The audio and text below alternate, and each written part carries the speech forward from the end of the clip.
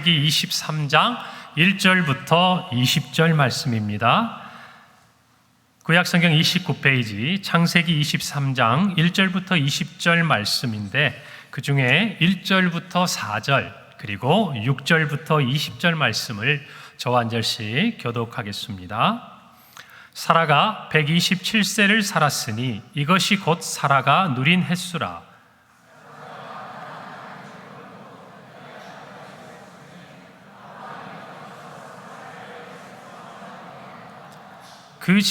그 시신 앞에서 일어나 나가서 헷 족속에게 말하여 이르되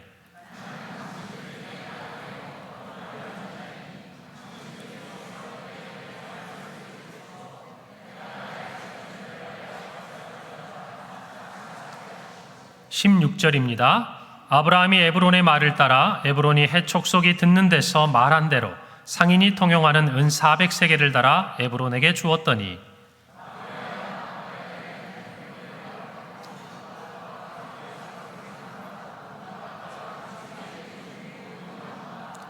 성문에 들어온 모든 헷 족속이 보는 데서 아브라함의 소유로 확정된지라.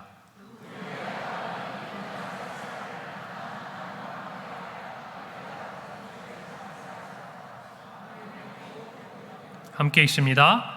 이와 같이 그 밭과 거기에 속한 굴이 헷 족속으로부터 아브라함이 매장할 소유지로 확정되었더라. 아멘. 할렐루야. 제가 여기서 보니까요, 꽃밭이에요, 꽃밭. 여러분 가슴에 달린 카네이션 이 꽃이 너무나 붉게 예쁘게 있어요. 오늘은 특별히 어버이 주일입니다. 우리가 사실은 이 5월 한 달 여러 가지 가정을 기념하는 날들이 많잖아요. 우리 어린이날이라고 우리 아이들하고 함께 시간 보내주고, 또 지나왔던 우리 부모님들도 이 자리에 계실 거고, 또 어버이날 지난주 지나가면서 또 이렇게 멀리 계시거나 또 이렇게 떨어져 있는 분들에게는 안부 인사도 드리고 또 찾아뵙기도 하고, 또 안타깝게도 지금은 이제 하나님의 품에 계신 부모님들이 있다면 그래도 우리가 그 부모님들을 한번 떠올려보는 그런 시간이 되었지 않았나 그런 생각을 합니다. 우리가 어버이날은 세상에서 지나왔지만 오늘 특별히 어버이 주일로 이렇게 함께 지키는 것은 우리가 예배를 시작할 때 다 함께 한 목소리로 하나님의 말씀을 나눈 대로 아버지와 어머니를 공경하는 것이 약속 있는 첫 계명으로 하나님께서 우리에게 잘 되고 장수할 것이다 축복하신 그 말씀을 믿고 또 사랑하고 존경하기 때문에 우리가 이 어버이 주일을 지키는 것입니다. 여러분, 이 어버이 주일에 우리의 마음에 하나님을 향해서 그리고 우리 육신의 부모님을 향해서 기쁨과 감사가 함께 있기를 바랍니다. 오늘 우리 전주식 권사님 너무 곱지 않으세요?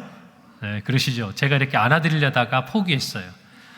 오해하실까 봐서 너무 고우셔가지고. 자, 제가 처음 와서 이 상을 듣는데 이런 얘기를 했어요. 아니, 왜 모범 어머니입니까? 어버이라고 이름을 붙여야지. 이렇게 얘기를 했는데 상을 받는 분들 보니까 어머니들만 받으시더라고요. 그래서 이거 남자들이 좀 마음에 왜 나는 안 주나? 근데 우리 장로님 보니까 자기가 같이 받으신 것처럼 기뻐하시는 것 같아요. 그러니까 부부는 일심동체, 성경에서도 부부는 한 몸이 됐으니까 아내가 받았으면 남편도 받은 거죠. 그리고 더 나아가서 우리 남자 성도들 모두 우리도 인정하자고요. 우리도 누군가의 한 어머니 아들 아니었습니까? 그러니까 그 마음이 참 각별하다는 생각을 듭니다. 여러분, 오늘 어버이 주일인데요, 오늘 본문에 한 어머니가 하나님의 품으로 세상을 떠나는 이야기로 시작을 합니다. 우리가 지난 주일에 어린이 주일 본문이 어떤 거였어요?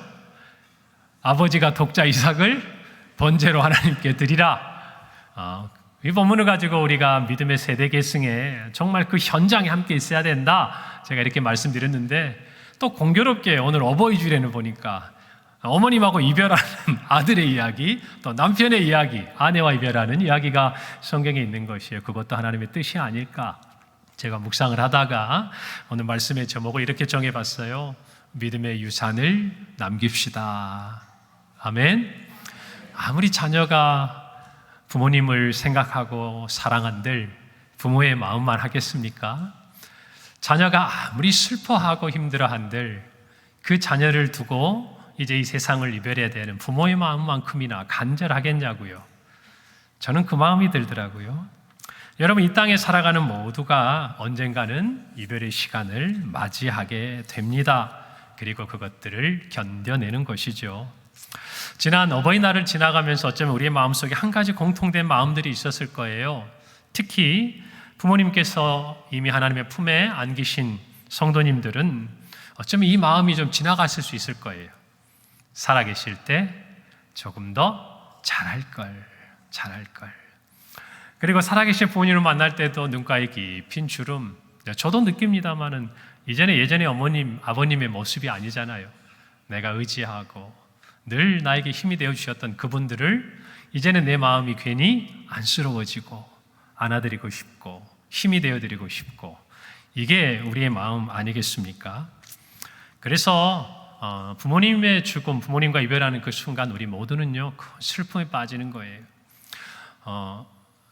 서울대학교 병원의 한 정신과 선생님의 어떤 이렇게 연구 결과를 제가 이전에 한번 살펴보니까 가장 큰 충격을 받는 것, 그것은 이제 자녀가 먼저 세상을 떠났을 때 우리의 마음에 가장 큰 충격을 받고요. 여러분, 두 번째 가장 큰 충격을 받는 게 뭐냐면은 이게 부부간에, 부모님 아니라 이렇게 부모님이 세상을 떠났을 때, 가장 가까운 가족이 떠났을 때 사람들은 가장 슬퍼한다고 해요. 여러분, 제가 이 이야기들을 듣다가요, 한 가지 어릴 때 제가 들었던 동화가 하나 기억이 났어요. 여러분, 어머니 말 안 듣는 청개구리 이야기 기억나십니까? 기억나세요?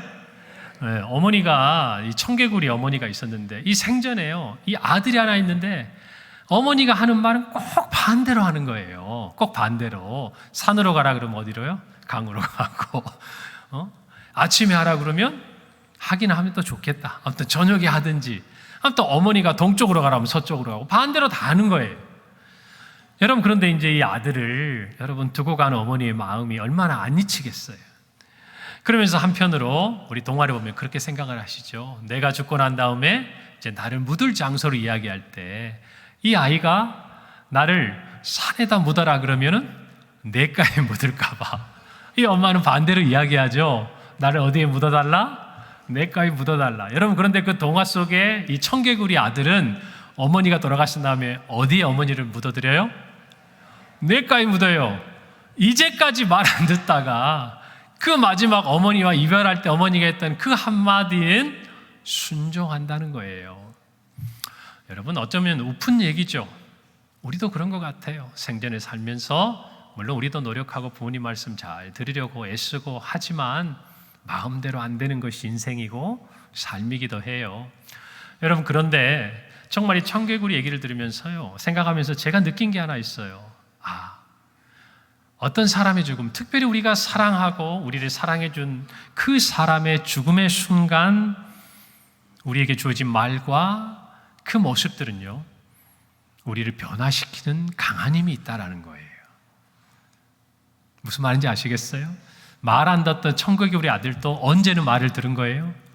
어머니가 돌아가시는 순간에는 말을 듣는 거예요. 저와 여러분도 마찬가지예요. 우리도 그렇게 받아들이고 또 우리의 자녀들도 우리의 말을 그렇게 받아들인다라는 것입니다. 그러므로 성도의 죽음은요, 반드시 남아있는 사랑하는 사람들에게 주는 무엇인가 분명한 삶의 메시지가 있어야 한다는 거예요. 그걸 남겨야 한다는 것이에요. 이 세상의 다른 사람들처럼 언제 태어나서 몇 년을 살다가 언제 죽었다, 무엇을 했다, 이런 기록이 아니라 그의 죽음이 누군가의 삶을 변화시키고 사랑하는 내 자녀, 내 가족, 내 다음 세대들의 삶에 이전에 경험하지 못했던 새로운 결단과 변화를 가져올 수 있도록 하는 그 무엇, 그것을 웅변하는 마지막 삶이 되어야 한다는 것이에요. 그리고 성도에게 그것은 반드시 믿음의 유산이어야 합니다. 무엇이어야 한다고요? 믿음의 유산이어야 한다고요. 여러분, 성도에게 있어서 죽음이란 무엇일까요? 물리적인 죽음은 나이가 들어 육신의 노화로 인해 생명이 다하는 시간이지만, 여러분, 성도의 죽음은 언젠가 제가 말씀드린 것처럼 이 땅에 하나님 우리에게 주신 모든 사명이 다 끝나는 시간이에요. 그 사명을 다 마친 시간이에요. 여러분, 오늘 성경에 아브라함이 살아있는 이유는 아직 그가 감당해야 될 사명이 남아있는 거예요. 그리고 사라가 127세를 일기로 하나님의 품에 안긴 것은 하나님께서 사라에게 주신 모든 사명을 이 땅에서 다 마친 거예요. 여러분, 그걸 아셔야 돼요. 그러므로 죽음이란 사명을 다한 성도가 그의 믿음의 유산을 남기는 순간이에요. 죽음이란 뭐라고요? 사명을 다한 성도가 그의 믿음의 유산을 남기는 순간이다, 이 말이에요. 오늘 사라는 127세를 일기로 하나님의 품에 안겼습니다. 그의 죽음은 무엇을 남겼을까? 성경은 뭐라고 기록하고 있을까? 오늘 그 말씀을 살펴보면서 저와 여러분도 우리의 선대, 우리의 부모님이 우리에게 주신 믿음의 유산이 무엇인지 다시 한번 떠올리고, 또한 우리가 어떤 믿음의 유산을 남기기 위해 오늘을 살아가고 있는지 우리 자신을 돌아보는 귀한 시간이 되기를 바랍니다. 사라가 남긴 믿음의 유산은 첫째로 믿음의 자녀로서의 삶이었어요. 사라는 한 남자의 아내였습니다. 그리고 자녀의 어머니이기도 했어요. 그렇지만 그보다 본질적인 그녀의 정체성은요, 하나님 앞에서 그녀 또한 한 자녀였다는 것이에요. 여러분, 저와 여러분 이것을 알아야 돼요. 이 어버이주일을 지나가면서 정말 중요하게 깨달아야 할 것은 나이가 적든 나이가 많든 부모의 자리에 있든 자녀의 자리에 있든 그 모든 것을 초월해서 우리에게 가장 기본적으로 주어지고 있는 분명한 성경의 가르침은 저와 여러분은 하나님의 자녀라는 것이에요. 아멘입니까? 이것을 우리가 고백할 수 있어야 돼요. 깨달을 수 있어야 돼요. 여러분, 우리는 아브라함의 믿음을 떠올릴 때 순종이라는 단어를 생각합니다. 그렇죠? 우리가 할 수 없는 순종을 아브라함은 했어요. 그런데 또 한편으로 그의 삶의 부분을 들여다보자면 그의 믿음의 여정은요, 계속된 떠남이었어요. 갈대아 우르에서 본토 친척 아비의 집을 떠났습니다. 하란에서 그의 아버지 데라가 죽은 이후에 하나님의 말씀을 따라 가나안 땅으로 왔습니다. 그리고 그 가나안 땅에서 이곳저곳 그는 떠나가며 살고 있어요. 그것을 성경은 뭐라고 얘기합니까? 나그네요 거류민의 삶이었다라고 기록하고 있습니다. 여러분, 성경은 아브라함의 믿음과 아브라함의 생애를 중심으로 기록되어 있습니다. 그러나 한번 이걸 생각해 보세요. 그 아브라함의 곁에 그가 갈대아 우르에서 떠나올 때, 그가 하란에서 가나안으로 향해 갈 때, 그가 애굽으로 나아갔을 때, 그리고 가나안 곳곳을 그가 나그네로 살아갈 때 언제나 변함없이 항상 아브라함의 곁에 있었던 사람이 있어요. 누굽니까? 할렐루야, 여호와 하나님이에요. 그리고 또 한 사람이 있어요. 사라. 성경에서 주목하고 드러내고 있지 않지만 아브라함이 가는 그 모든 자리에 변함없이 함께 있었던 한 사람, 아내 사라였어요. 여러분, 그 사라의 믿음을 우리는 어떻게 생각해 볼 수 있을까? 제가 가만히 생각해 보니까요, 아브라함이 순종과 떠남의 그의 생애의 믿음의 이야기였다면 사라는 기다림이었어요. 기다림. 여러분, 아브라함은 하나님과 대면했어요. 하나님께 기도했어요. 하나님이 찾아와 주셨어요. 하나님이 말씀해 주셨어요. 여러분, 그러나 사라는 남편을 통해서 들었어요. 내년 이맘때 자기에게 아들이 있을 것이라는 그 말씀을 장막 그 문가 바깥에서 들어요. 그것이 사라의 삶이었어요. 기다림이었어요. 남편을 통해 하나님의 말씀을 기다리고, 남편을 통해 들었던 하나님의 약속이 이루어지기를 기다리고, 우리가 알듯이 남편을 따라 그녀도 떠나는 삶이었지만 그 삶 가운데 하나님이 이루어 가실 것을 함께 기다리고, 90세가 되어서 아들 이삭을 낳을 때까지 그녀는 기다림의 삶을 산 거예요. 여러분, 오늘날 아내들의 삶도 그러지 않습니까? 남편을 기다리고, 물론 좀 달라지긴 했어요. 요즘엔 남편이 아내를 기다리는 집도 많아요. 아니에요? 우리가 예전에는 자녀들이 부모를 기다렸지만, 제가 요즘에 살아보니까 제가 우리 아이들이 기다리더라고요. 인생이 이렇게 돼가요. 품에 있어도 마찬가지. 여러분, 어쨌든 사랑은요, 기다림의 시간들을 이겨낸 사람이에요. 무엇으로? 믿음으로. 무엇으로? 믿음으로. 그래서 성경 히브리서 11장 11절에 이렇게 말씀합니다. 믿음으로 사라 자신도 나이가 많아 단산하였으나 잉태할 수 있는 힘을 얻었으니 이는 약속하신 이를 어떠하신 줄 알았다? 미쁘신 줄 알았다라고 성경이 증거해주고 있는 것이에요. 자신이 더 이상 아이를 가질 수 없다는 사실을 알고 있었어요. 그래서 하나님의 말씀을 믿을 수 없어 하는 순간도 있었지만 결국 사라는 자기의 생애를 통해서 하나님의 약속을 믿고 기다렸어요. 그리고 하나님은 사라의 믿음을 인정해 주시고 그녀에게 아들을 주셨습니다. 그녀가 믿은 하나님은 미쁘신 하나님이었어요. 여러분, 이 미쁘신 하나님이라는 단어가 어떤 뜻인 줄 아세요? 미쁘다는 말은 성실하시다, 신실하시다. 기다렸어요. 어떤 하나님을 믿고? 신실하신 하나님을 믿고, 성실하신 하나님을 믿고, 남편에 그냥 매여서 남편과 그냥 붙어서 살아가는 그런 신앙생활이 아니라 그녀 또한 하나님의 자녀로 믿음의 삶을 살았다라는 것이에요. 사랑하는 성도 여러분, 그녀는 신실하신 하나님을 믿었고 그 믿음으로 말미암아 하나님의 말씀대로 이삭을 낳음으로 그녀는 하나님의 신실하심을 세상 가운데 드러낸 것이에요. 할렐루야. 그것이 그녀가 남긴 믿음의 유산이었습니다. 여러분, 저와 여러분도 기억해야 돼요. 어버이날, 어린이날, 우리가 누군가가 채워주는 카네이션을 달고 또는 우리가 우리 부모님에게 카네이션을 채워드리는 이 시간들을 지나가고 있지만 우리 모두는 하나님의 가슴에 카네이션을 채워드려야 돼요. 할렐루야. 이것을 깨닫고 하나님의 그 마음에 그 신실하심을 믿고 믿음으로 기다리고 순종하는 저와 여러분이 되어야 할 줄로 믿습니다. 이것을 남기세요. 누구에게? 우리의 자녀들에게. 누구에게? 평강의 다음 세대들에게. 할렐루야. 두 번째, 사라가 남긴 믿음의 유산은 무엇일까? 순종하는 아내로서의 삶이었어요. 여러분, 사라는 하나님의 자녀임과 동시에 또 하나 한 남자의 아내였습니다. 아브라함의 아내였어요.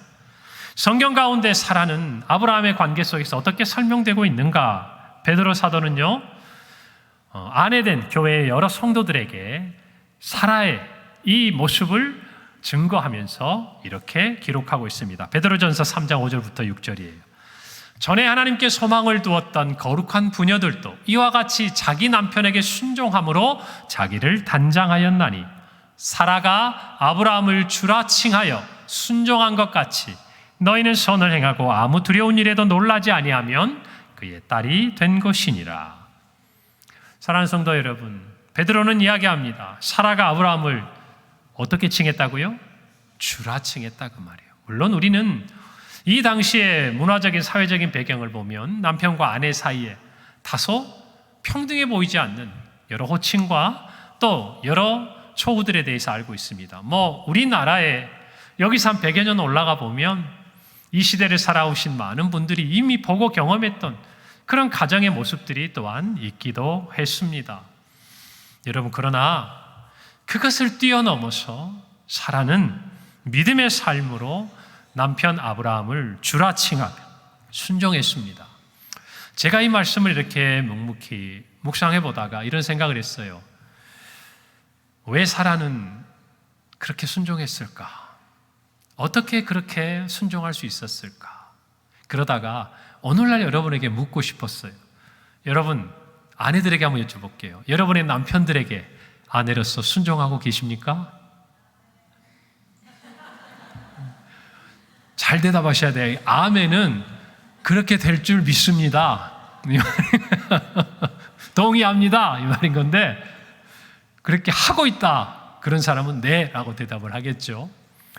여러분, 그런데 제가 곰곰이 생각해 보니까 이런 생각이 들더라고요. 믿음 안에 있는 믿음의 아내들이 왜 남편에게 순종하는가? 첫째는 하나님의 말씀이기 때문에 그래요. 그것을 하나님이 뜻하셨기 때문에 그래요. 그러나 두 번째, 조금 더 실제적인 이유가 뭘까 생각해 보니까 가정에 화목을 이루기 위해서예요. 여러분, 내가 순종함으로 내 남편이, 내 자녀들이, 우리 가정이 화목할 수 있다는 기대가 있기 때문에 기꺼이 순종하는 거예요. 내가 조금 낮아져도, 내가 조금 자존심 상해도, 또는 내가 조금 져주고 포기해도 그것이 단순히 나의 손해로 끝나는 게 아니라 그 순종함으로 말미암아 내 남편이 정말 흐뭇해하고 내 자녀들이 행복해하고 우리 가정이 화목하면 할 수 있는 거예요. 아닌가요? 여러분, 그래요.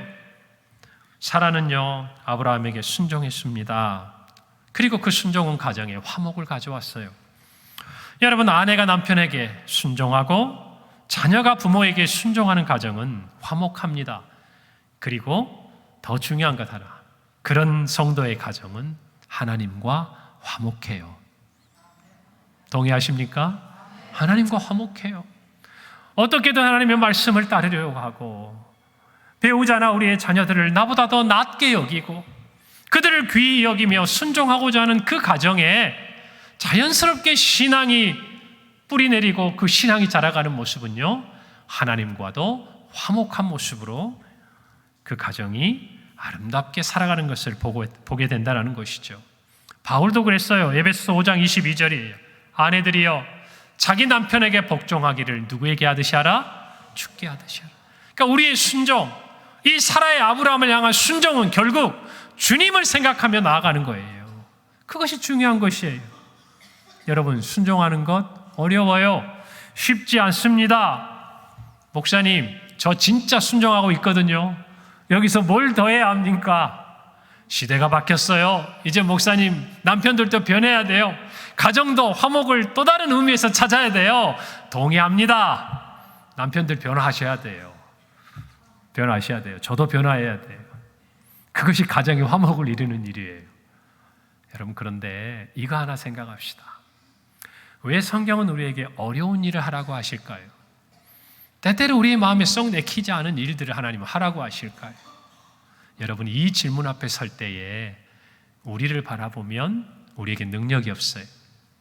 그럴 때마다 꼭 이와 같이 순종의 문제가 아니라 누구를 용서하는 문제, 누구를 용납하는 문제, 또 우리가 참고 인내하는 모든 일에 있어서 여러분이 힘에 겹거든 늘 믿음의 원리는 동일해요. 예수님을 바라보세요. 누구를 바라보라고요? 예수님을 바라보세요. 순종하기 어렵거든 우리 예수님이 어떻게 순종하셨는지를 바라보세요. 거기에 길이 있어요. 참기 어렵거든 우리 예수님이 어떻게 참으셨는지를 바라보세요. 거기에 길이 있어요. 용서하기 어렵거든 우리 예수님이 어떻게 용서하셨는지를 바라보세요. 거기에 길이 있어요.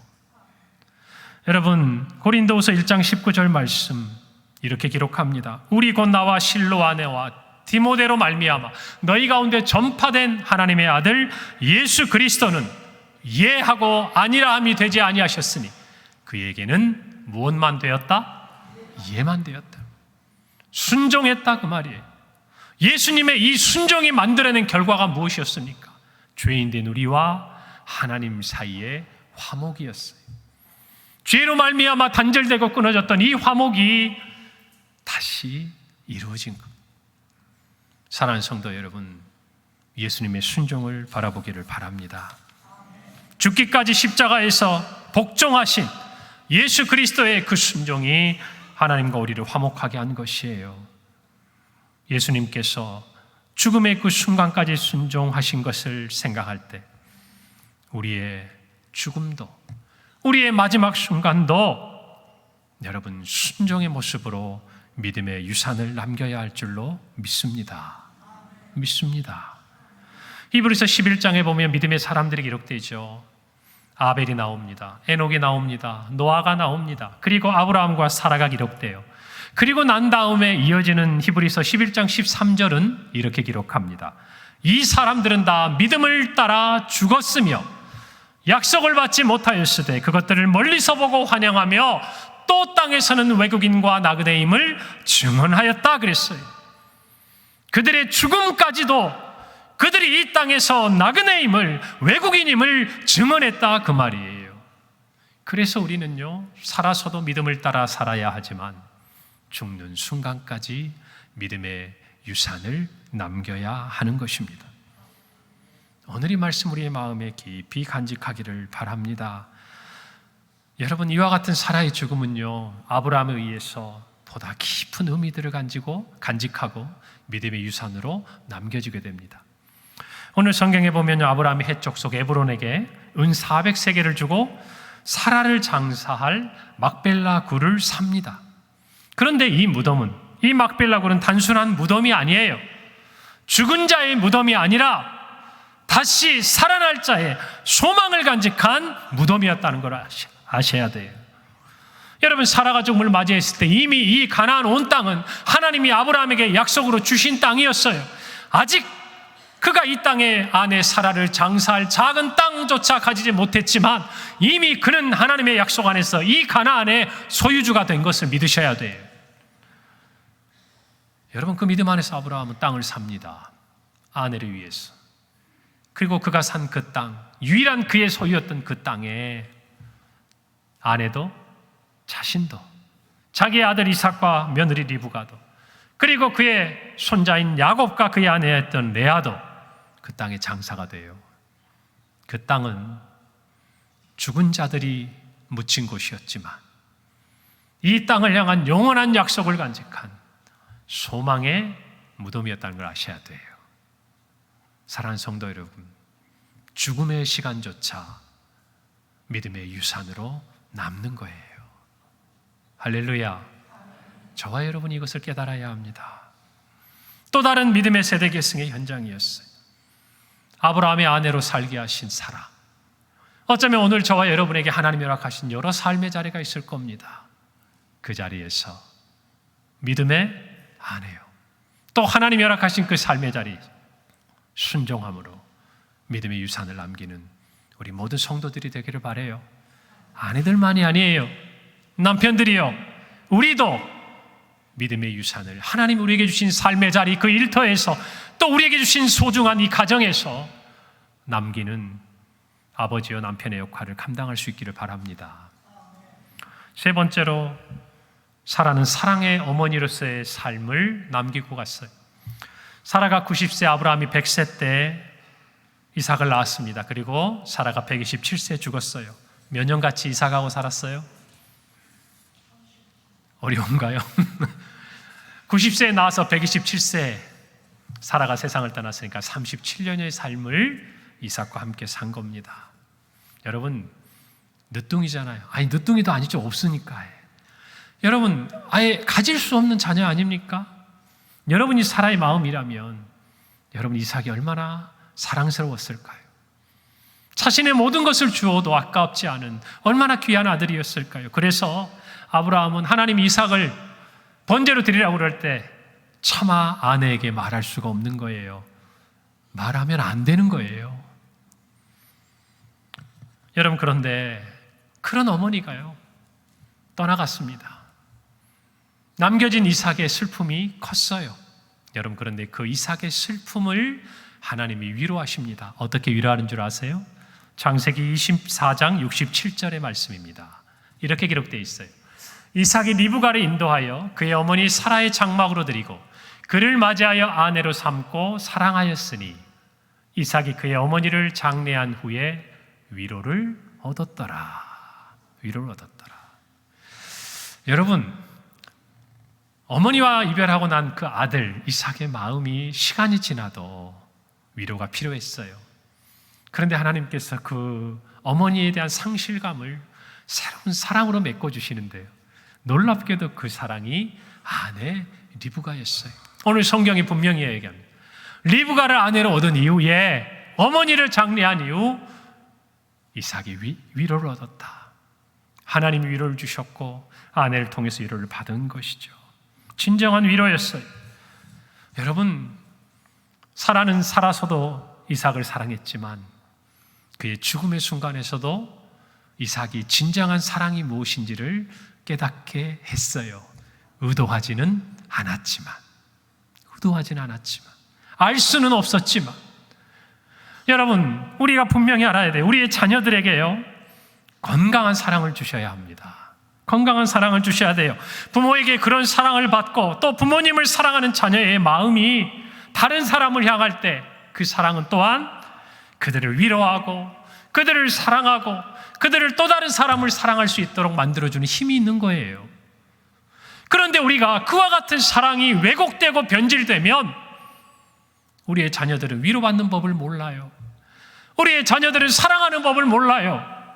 그가 받은 사랑이 건강하지 않았기에 어떻게 사랑해야 할지도 어떻게 위로받아야 될지도 모르는 거예요. 사랑하는 성도 여러분, 이 어버이 주일에 우리가 부모로서 우리의 자녀들에게 정말 하나님이 주신 건강한 사랑을 우리가 보여줄 수 있기를 간절히 기대합니다. 여러분, 그런 부모의 사랑을 받은 자녀는 생년에 부모님을 존경해요.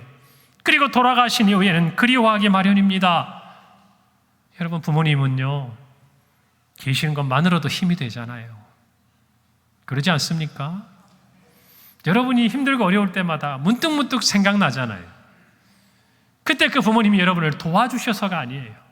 곁에 계셔서 얼굴을 마주 대하고 말씀 한마디라 들으면 그것이 우리에게 힘이 되기 때문 아니냐, 그 말이에요. 제가 이 부분을 묵상하는데요, 제 중고등학교 시절에 배웠던 시조 하나가 생각이 났어요. 이런 시조입니다. 반중 조홍감이 고와도 보이나다. 유자 아니라도 품음직도 하다마는 품어가 반길이 없을세 그로 서로 하나이다. 노계 박인로가 쓴 시조예요. 여러분, 이것은 조선시대 한음, 우리가 아는 오성과 한음 아시죠? 이덕형이 그의 집에 찾아온 박일로를 대접하기 위해서 작은 소반에다 일찍 익은 조홍감을 담아서 대접했어요. 그런데 이 박인로가 이 소반에 담긴 감을 보고 자기의 부모님을 떠올리는 거예요. 여러분, 그가 이런 시를 쓴 이후에는요, 회귤의 고사라는 오래전 중국의 고사가 있어요. 중국 삼국시대 오나라 때 육적이란 사람이 있었어요. 그가 나이 6살 때, 몇 살 때? 6살 때 원술이라는 사람의 집을 찾아가서 그 지역에서 나는 귤을 대접을 받았어요. 그런데 이 아이가 자기가 그 귤을 다 먹지 못하고요, 품 안에 넣고 돌아가면서 인사를 하다가 그것이 품에서 굴러 떨어져요. 그래서 그것을 본 원술이 묻습니다. 왜 이렇게 하였니? 집에 계신 어머님께 드리려고 했습니다. 이 말을 듣고 주변에 있던 모든 사람들이 그 어린아이의 효심에 감동했던 이야기, 그것을 회귤의 고사라고 그래요. 여러분, 그 이야기를 지금 이 나이든 박인로가 자기의 소반에 놓인, 자기가 대접받은 그 감을 보면서 지금 부모님을 떠올리는 거예요. 귤이 아니어도, 귤과에 속하는 유자가 아니어도, 이 땅에서는 귤이 없으니까 유자가 아니어도 품엄직도 하다마는, 무슨 말이에요? 만약에 우리 부모님이 계신다면 내가 이 감이라도 품고 갔으련만, 이제는 돌아가도 나를 반겨줄 이가 없으니 그것이 나에게 서러움이 되는구나, 이야기를 하는 거예요. 여러분, 사랑하는 성도 여러분, 자녀 또한 부모를 그리워합니다. 감을 보고 귤을 보고 부모님을 떠올리듯이 우리의 자녀들은 그들이 살아가면서 비록 우리는 없어도 믿음의 현장에서 그들이 믿음으로 살아가는 그 순간 속에서 그들이 하나님의 말씀에 순종하고 하나님을 살아가는 그 삶의 자리에서 감을 보고 유자를 떠올리고 부모님을 생각하듯이 나의 부모님께서 남겨주신 믿음의 그 유산을 떠올리고 믿음을 따라 살아가는 자녀가 되어야 하지 않겠습니까? 여러분, 무엇을 남겨야 하겠습니까? 무엇을 남겨야 하겠습니까? 반드시 믿음의 유산을 남겨주어야 합니다. 여러분, 이 땅에서 내가 가지고 가는 것, 반드시 유효기간이 있어요. 이 세상에 사는 동안입니다. 두고 떠나야 합니다. 허무할 수밖에 없어요. 그러나 이 땅에서 내가 남기고 가는 것에는 유효기간이 없어요. 사람들이 기억됩니다. 우리의 자녀들의 마음에 새겨집니다. 설령 사람은 잊어도 하나님은 기억하십니다. 여러분, 우리가 이 땅에서 무엇인가를 많이 갖는 인생도 좋지만 중요한 것을 남기는 인생이 되기를 바랍니다. 중요한 것을 남기는 인생이 되기를 바랍니다. 믿음의 유산을 남기십시다. 우리의 자녀들에게 그렇게 기억되는 부모가 되십시다. 야곱처럼 그는 흠도 많고 연약함도 많았지만 한 가지, 그의 육신의 부모 이삭이 가지고 있던 많은 재산보다 그의 부모에게 주신 믿음의 유산을 더 사모했던 아들, 하나님은 그를 통해서 믿음의 계대를 이어가시는 것을 보지 않습니까? 우리 자녀들이 그렇게 자라기를 바랍니다. 언젠가 저와 여러분도 사라와 같이 이 땅을 떠나 하나님의 품에 안기는 날을 소망합니다. 소망합니다. 그때 후회가 없으려면 우리의 자녀들에게 꼭 필요한 것을 남기십시다. 믿음의 유산을 남기십시다. 우리가 하나님 앞에서 어떻게 믿음의 자녀로 살았는지, 우리가 우리의 가정에서 어떤 아내요, 어떤 부모로 살고, 우리가 우리 일터와 사업장에서 어떻게 하나님의 자녀요 그리스도의 제자로 살아왔는지, 우리 자녀들이 그것들을 기억하도록 더 사랑해주고 더 믿음으로 양육하고 그들에게 믿음의 유산을 남겨주는 우리 모두가 되기를 어버이 주일에 소망해 봅니다. 기도하겠습니다. 하나님 은혜를 감사합니다. 우리에게 귀한 육신의 부모님을 주신 주님 감사합니다.